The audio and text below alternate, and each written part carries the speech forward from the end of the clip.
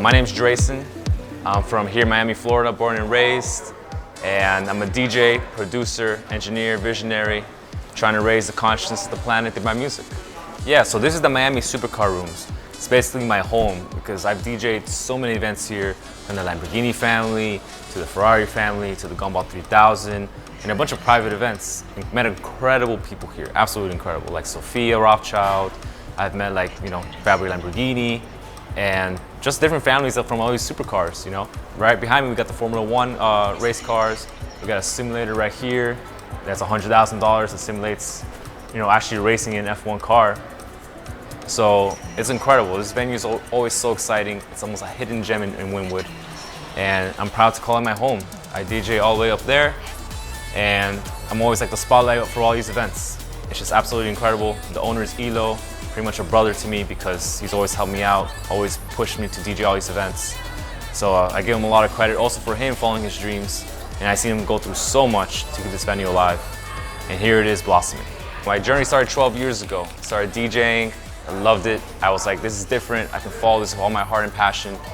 And then over time, I became a producer. Then I became an engineer at A2F Studios. And throughout that journey, I just started learning about manifestations, law of attraction. I kept diving deeper and deeper and deeper into that.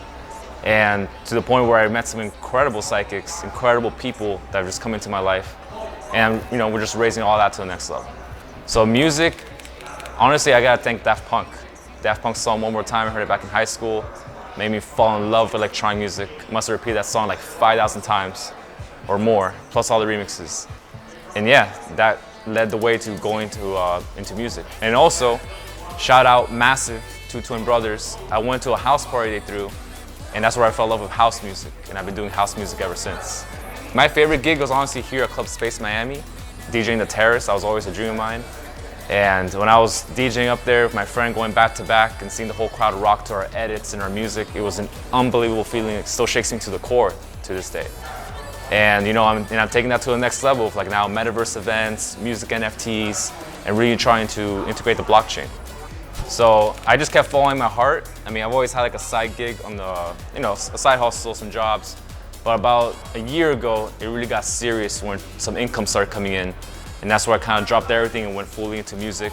And now I still work with companies, but music's involved, whether it's through throwing events or DJing or making connections for my network of the musicians, music's always involved. So through the Blockchain Education Network, which I became the marketing director, they connected me to someone named Dean, who owns the Innkeeper in Decentraland. And that's been one of my favorite events so far, DJing in the Metaverse. DJing in the Metaverse with over 250 people. It was a release party for my Sophia Rothschild remixes. It was also my birthday. So 250 people pulled up. They all got my NFTs because the game read their wallet addresses. And now I've been getting some royalties because now people are buying it off the secondhand market. And that's how you do it. You be an innovator, doing what you love, and playing with technology.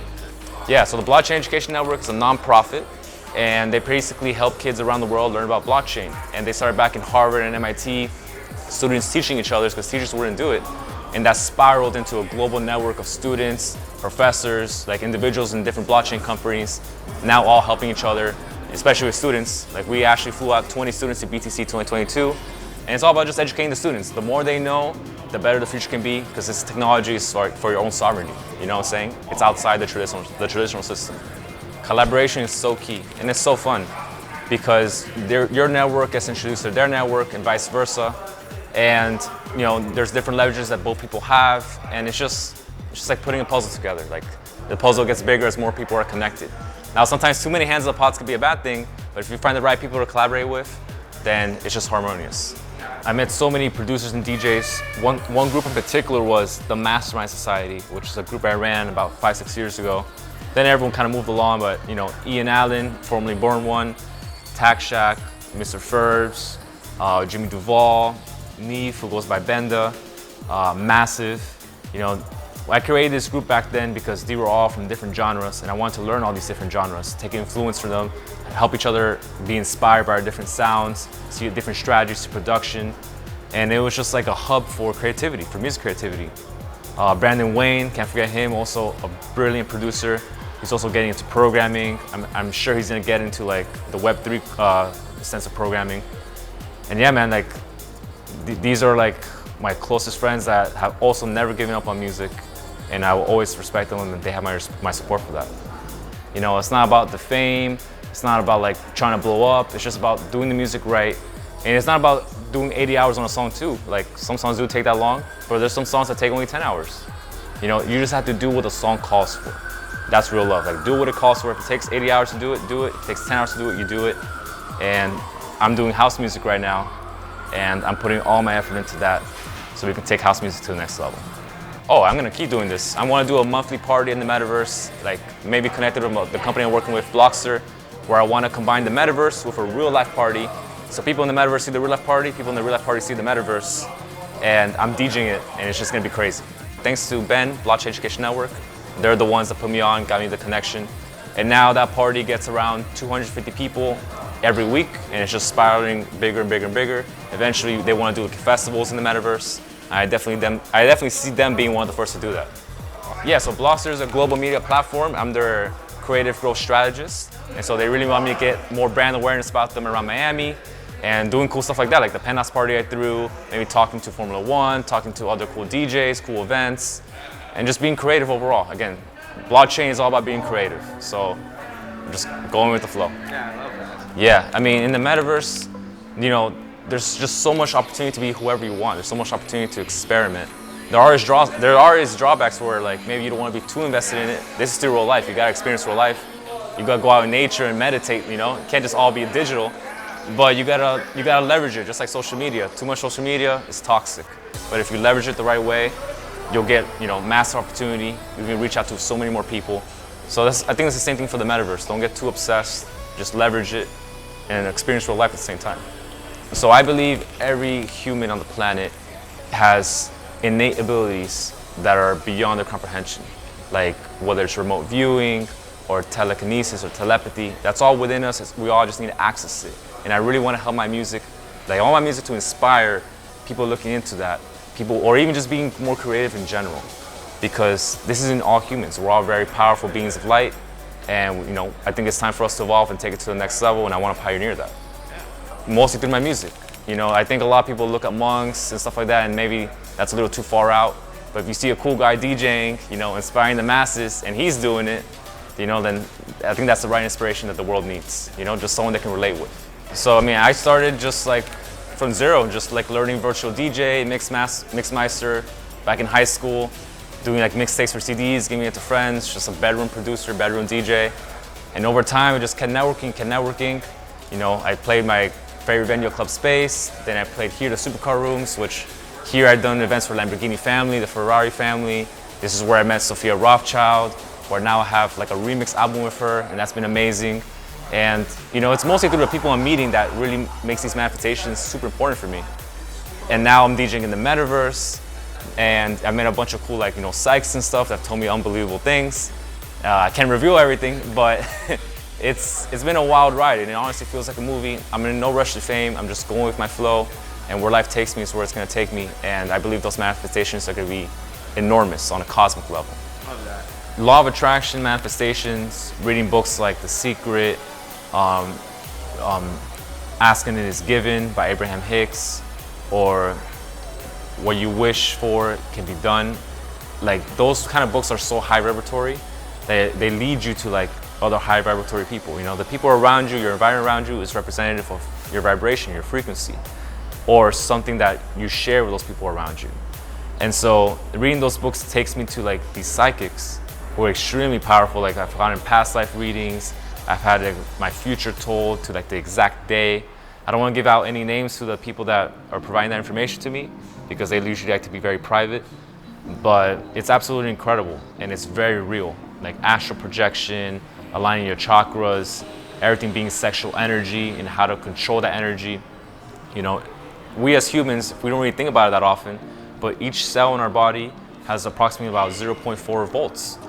And if you think about how many cells you have in your body, I think it's up in the trillions, maybe 8 trillion. You multiply that 0.4 by that number, you're like literally trillions of volts being operated, going through your whole system. And you know, whether we can control that or not, I believe we can. And I believe a lot of ancient masters have been able to control that. We're sitting on so much power, not just physically, but mentally, cosmically. And I think we're in time for the grand awakening for humans to start realizing that, realizing their innate abilities. Technology like cell phones, text messaging, that is pretty much just telepathy, but on technology. And sometimes there are drawbacks to that, but we can do that in here. We always can be, we always have been able to. We just need to remember how to. And that's our great awakening. Yeah, I mean, yeah, you gotta be rigorous. You gotta be solid, you gotta know what you want. Last quarter, in 2021, quarter 4, the fall, winter, I was in a very bad spot.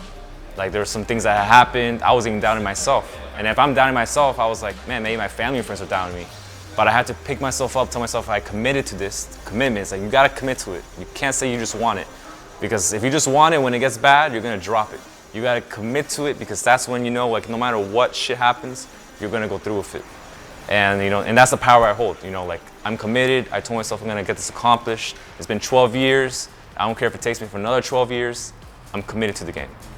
Yeah, so I helped paint a mural in Fort Lauderdale with my legendary childhood friend, Danny Doya. He called me for some help on the mural, so me and his brother, we went there, we painted all the pillars. Obviously the master is Danny Doya, he did all the details. And it was beautiful, and that's another example of how I love to be creative, not just in music, but in general. Give me in a creative zone, and I'll be there. So that mural took about 2.5 months to complete. There were some delays, so it could have been faster, but hey, it's something beautiful. We made the world more beautiful. That's what we need. It's like Will Smith said, you gotta place each brick as perfectly as you can and then just put it brick by brick by brick until it becomes a totality of something. And you can kind of see it as it's building up. And that gives you confidence. So if you're starting from zero, just place your first brick and keep going from there. Love that. Yeah, great question about NFTs. So NFTs for me, especially music NFTs as a musician, that for me is like a new tool to liberate independent artists from the record labels. Just like how Bitcoin liberated people from the financial system, NFTs can liberate you from these record labels that are not always in your best, I guess, convenience. And that's a nice way to say it. And music NFTs let you connect you directly to your fans, wallet to wallet. So there's no more middlemen. You can have financial independence that way. It's easier to generate money. It's more about having a very strong community. Like it could be a community of 50, but if they're all going wild for you, it's gonna be, you're good, you're golden, they're gonna support you. There was always middlemen, there was always like the LimeWires, the Spotify's, the record labels, and that's still a good tool to use now for mass marketing. But I think over time, we're gonna see decentralization take over the music industry, and artists are gonna be their own entities without having, maybe they'll partner, but they won't have to need to partner with these largest corporations. Kind of been testing around with NFTs. I released a couple in the Metaverse. I released a couple on mintsongs.com. My next music release, which is called I Want You in My Life, should be out to come out in June. I've been developing a crowdfunding option. So people that want to invest in this song can invest in it before it comes out and take royalties from that song. So that's really cool. Like if you like the song, you can invest in it. And if it's a hit, you're getting money from it, not only from the NFT appreciating, but the NFT also gives you royalties. And that's a way for the NFTs to really make a stronger bond between fans and artists. The fans can now benefit financially from the artists. Can you imagine like if you found Drake 10 years ago, you bought this NFT, how much that'd be worth? How much you would love, how hard would you write out for Drake if he made you a bunch of money, right? The future's gonna be crazy. The artists of the future are gonna have so much leverage with their fans. And it's almost gonna be a little bit cult-like, to be honest. So we'll see what's gonna happen. It's gonna be like some, Black Mirror kind of vibe. But hey, I'm excited, it's innovative, and the future's where we're headed. Oh, too many artists struggle. But the most important thing is education, This was a learning curve for me. Even the Metaverse is still a learning curve for me. People need to get educated, that's the most important part. I recommend Blockchain Education Network. I actually made a course there for music NFTs. But in general, go on YouTube, start learning. Like, the more you learn about Web3, the more your life's gonna change and open up. Everything that's happening around me right now is because I learned and educated myself about blockchain. And even if you're not an artist, even if you're an engineer, a teacher, like any sort of career professional in the corporate world, if you combine your strengths and skills with blockchain knowledge, you're already way ahead of the game. So let that be inspiration for anyone that's working out there. And that's a great point, man. Like, I'm not doing this for money. It's not about the fame. I'm just following my heart. I felt it my entire life. My name's Drasen. I felt that's also a unique name. Whatever my parents give me that name, it just feels amazing. And I felt it my entire life that I'm gonna go somewhere far, and I'm not stopping. Also, shout out Zanko, one of my closest best friends, Joe. And shout out to my friends and family for always supporting me too, especially my mom and dad, my brother, who since day one. Maybe they were skeptical, but they never kicked me out or anything. They let me become who I was destined to become. And for that, you know, they have my heart forever. So if you type in Drasen, D-R-A-S-E-N, on Instagram it's with an extra N, on Twitter it's Drasen DeFi, on YouTube it's just Drasen. Unfortunately, the name Drasen was kind of taken everywhere, but if you just type in Drasen, there's not too many Drasens, you're gonna find them. You're gonna find me. Perfect. Well, thank you so much, man. We really appreciate this interview. Thank you, appreciate you guys.